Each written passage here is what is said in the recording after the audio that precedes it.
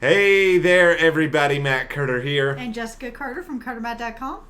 We have a lot to discuss in this video. Yes, we we do. breaking down NCIS Season 17, Episode 7, entitled No Vacancy. And I'm sure that you are all here so you can hear some of our own preferences when it comes to action figures. Because that's really what this episode is all about, action figures. It might be for you. No, it is not about for me. But not for the rest of us. No, this is the Bishop and Torres episode, obviously, unless it is the Gibbs making a volcano with Phineas episode. Nah, we're here for the, let's see, we got Slib Street, we got the Ziva towns, Okay. Now we have the Ellick Enclave. That was better than what I had. What do you have? Ellick Avenue, but that's not as good. That's good too. Ellick Enclave. That feels like a place where stuff goes down. So yes, it does. all right, we were going to take a visit to Ellick Enclave within this episode and talk about what is a very interesting episode with we went on quite a journey through Ellick Enclave in this hour. Yeah, We'll talk about that. I mean, we'll talk a little bit about the case of the week and Gibbs and all that as well. But before we do, if you enjoy this video, why not give us a like, subscribe, and hit the notification bell so you don't miss any other NCIS updates we have coming up. We also have a preview for next week's band-themed episode, and as a former marching band member, I have all sorts of takes on this. I'm sure you do. All right. Marching band was not a thing in Canada, so I will have less takes on that. You are, well, that might be for the best, given what we're going to have. But okay, well, let's start with this I think this is a big question here. Okay. Was this episode a step forward for Bishop and Torres, or was it a step back in the end? I felt like things were starting to kind of go forward a little bit, but it did feel a little bit like they took a step back when he had that moment. She had it out there, and he didn't go for it. Fair enough. He also put that out there, too, and was like, we are just friends, right? Yeah, we are. Okay, anything you gotta tell me, Nick? You're like a sister to me. Listen, guys. You guys just need to you're both interested. We can all see it except for Jimmy. So let's just have it happen. Just have it happen. You're like a sister to me. Maybe like the I can think of few things that would kill any chemistry faster.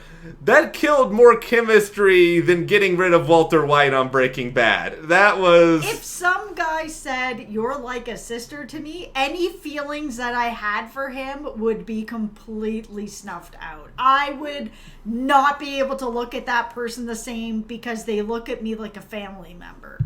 This is going to be Nick backtracking in an upcoming episode from that statement. I feel like we're going places with Bishop and Torres in spite of this. I do too. I think we are going places, but that certainly, for me, would have set us back. Yeah, this is basically the hokey pokey of NCIS episodes. You put your whole self in, and then you put your whole self out. Yeah. And here is where we are now for Bishop and Torres.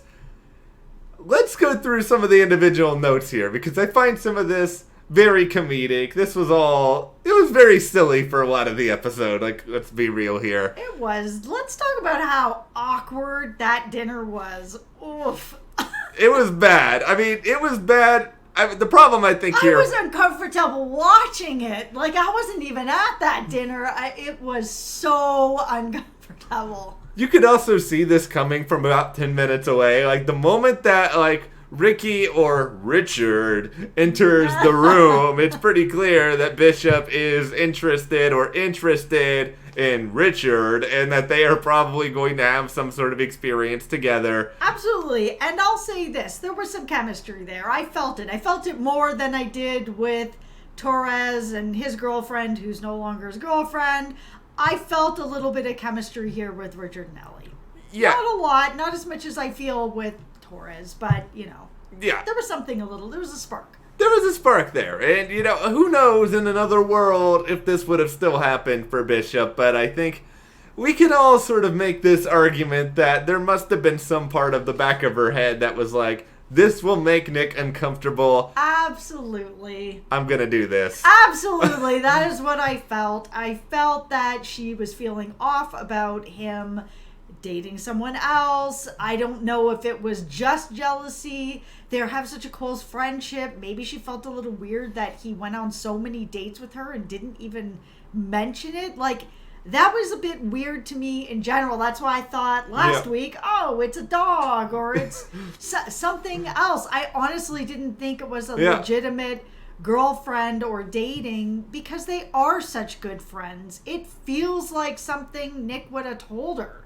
Unless maybe Nick knew that on some level it would weird Bishop out that he was seeing someone else, or it was awkward for him because he knew that he had feelings for Bishop and he just didn't know how to breach the subject. It's possible. I like to think that Nick wasn't using this person, that he had legitimate feelings for her. I think he had feelings for her, but And if things aren't working out with Bishop the way he thinks that they should be shaking out, then I'm not surprised he's just moving on. He's trying to move on. Maybe this is just a situation where Torres knows that he can't really date his coworker because it's something that's awkward at NCIS, and he's worried about that, and he's worried about hurting his friendship. Maybe this is like that sort of thing where someone is just sort of telling themselves, I want to get back out there and date because I don't want to have these feelings, and I'm going to try to make them go away. I don't know if NCIS is really thinking this deep about it, but... No, I feel like the girlfriend was brought in to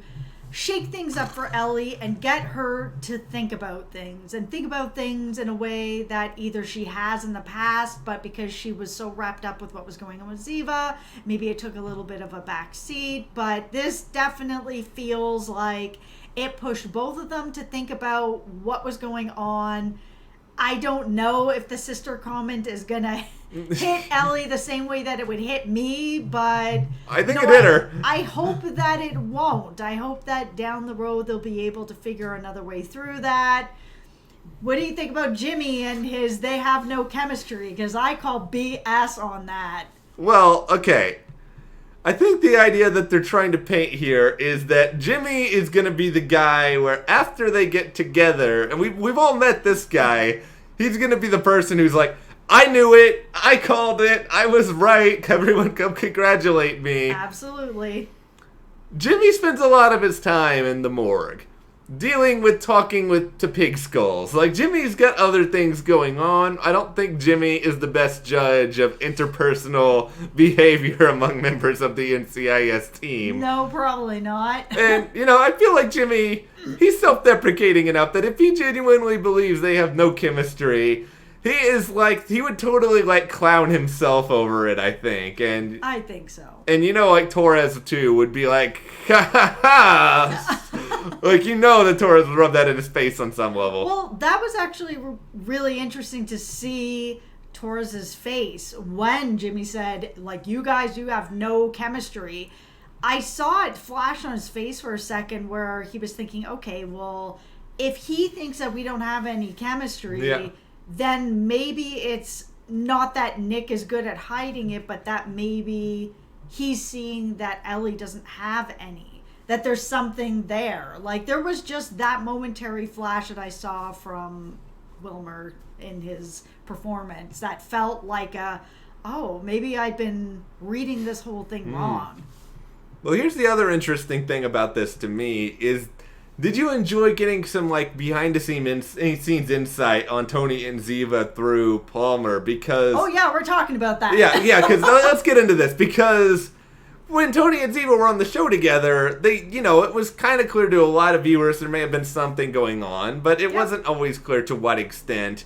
Yep. It's just curious to kind of see how much other people were attuned to this. And also, by the way, if Palmer is this bad of a judge of chemistry a lot of the time, Tony and Ziva must have been a 12 out of 10 in order for him to really recognize that it was even an 8 out of 10. Unless it's your theory, which is now that everybody knows they have a kid together, so obviously something was going on, that he was like, I knew the whole time, I called it, I knew it, but he didn't. Maybe Palmer's going to duck you to rewrite some history here in his history books. Because at least with Torres, Ziva's called him out. Yeah. Casey's called him out. Jimmy's like, there's nothing there, bro. So I don't know. Maybe I think I'm starting to feel like your theory is right, that Jimmy is clueless. That may very well be the case, but I find Jimmy's cluelessness at times to be very endearing. So. Oh, he's so endearing. I love me some Jimmy. That is no secret here. Jimmy is my,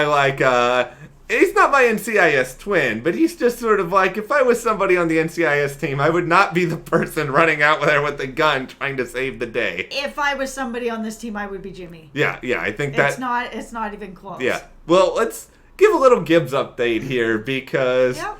Did you know that this was where we were going for the entirety of this episode, where Gibbs was acting strange and, getting this stuff together? I didn't. I actually was starting to think that this was going to be something for Ziva, that maybe we were running into something for Ziva, or maybe I just have Ziva on the brain because I'm living in Ziva town. I think everything has to do with Ziva now.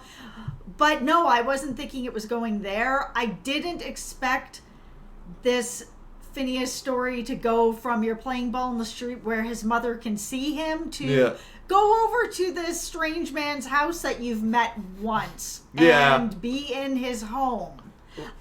I don't have any children, so I can't say for sure, but I would not necessarily be that open to my kid going over to some guy's house that I didn't know that well, even if it was in the neighborhood. Yeah, I mean, there's a lot of follow-up questions that I think need to be wondered here. I mean, I'm assuming that probably Gibbs has seen Phineas, and maybe they've developed a little bit of a bond in this period of time that we haven't seen Phineas around on the show. And that's what I'm hoping, or thinking, or feeling, because otherwise it's just a little bit creepster. It's out there, and I mean, obviously, Gibbs, I think he's embracing the idea of wanting to be this sort of father figure because, he hasn't really had that opportunity in a very long time. I think that's one element of it. I think it's just also, I think Gibbs wants to find a way to sort of do something that's outside of himself. Yeah. And I think Gibbs is also probably just genuinely surprised that, here is this kid who actually wants to hang out with Gibbs. No offense to Gibbs, but, I don't think Gibbs would be the sort of guy, when you look at him, who would be super popular with kids. He's kind of stoic. It's true, but on the other side, I could see Gibbs wanting to have kids around. He's a guy who likes to teach, and something where he gets to create something with his hands. He's a guy who carries a pocket knife all the time and likes to build his boat and likes to work on his home. He's a guy who is really good with his hands. So to be able to have a project like this where he gets to help somebody create this volcano and put everything together and sort of that feeling of things, that felt very Gibbs natural. I do have some advice, though, I would like to give to Phineas. All right, let's hear it. Don't do the volcano. If you want to win the science fair, everyone does the volcano. Yeah, but they don't do it like that. Okay, yes, not everyone has federal agent Leroy Jethro Gibbs working on their book. But I don't know if Phineas gets to bring Gibbs to the science fair. He gets to bring his cool NCIS hat. Okay, is that what it is? You're going to stick the NCIS hat? That's what he was wearing. You win, Phineas. Your volcano is better than the 200 other volcanoes that are at the science fair. You gotta think outside the box here a little bit.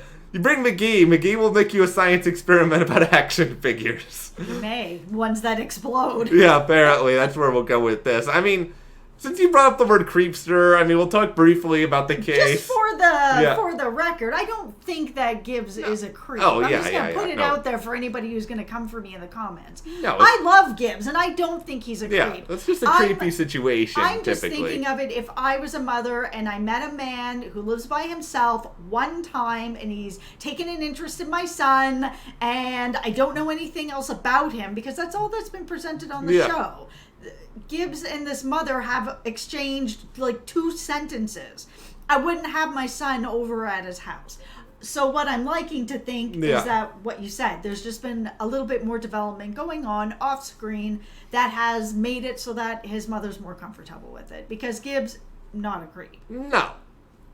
Spy cameras, creepy. Yeah, it was like we were watching an episode of Criminal Minds here. That was real creepy. If there was ever an hour of TV that really needed to be an NCIS Criminal Minds crossover, this could have been a good one to do it. Can someone just call like David Rossi? He can show up with Prentice. They can sort of figure things out a little bit. It's been a long time since we've seen Criminal Minds, but yeah, it has. Just get on the jet and come on over. Yeah, just wheels up. Actually, I think they're all in DC, so they don't even have to get on the plane. They can just wander on over. Everybody can collaborate, but I mean, so it's not wheels up. It's get in the car. Yeah. Grab your gear, whatever. Grab your gear. Everybody in the car. But I just think that this case was fine. I'm not gonna say like it's gonna stand out to me forever. It's sort of like here's a corrupt politician. Gibbs is gonna, give him the gears in front of all the staffers and lead him out in handcuffs. Yeah, but it's always great when you see Gibbs doing some nonsense, like grabbing a sign, smashing it on someone's desk. Yeah, that's true. Gibbs has a lot of occasional rage we get to see on this show. It's just like for a guy who's so grab your gear and straight laced and making the volcano, you could say he erupted in that given moment. Thank you, everyone. The video has reached its high point. Anyway, I do want to know from you guys before I go completely off the rails. What did you think about NCIS Season 17, Episode 7? Give us all your thoughts in the comments, and if you enjoyed this video, be sure to give us a like, subscribe, and you can support us further by checking that link in the description to the CARTERMATT store. And we will see you here next time.